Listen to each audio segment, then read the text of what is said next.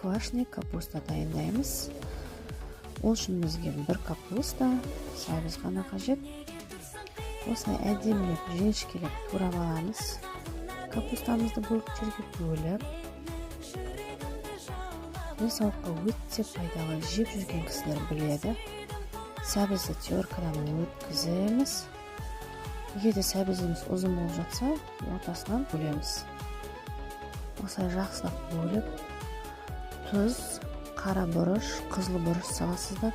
Қызыл бұрыш салсаңызда да болады, салмасаңызда да болады. Осылай барлығын салып, жақсылап араластырамыз. Мыжамыз үстіне.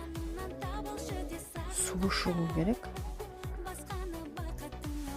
Банкіге салып, 3 күнге бөлме температурасына қойып қоямыз.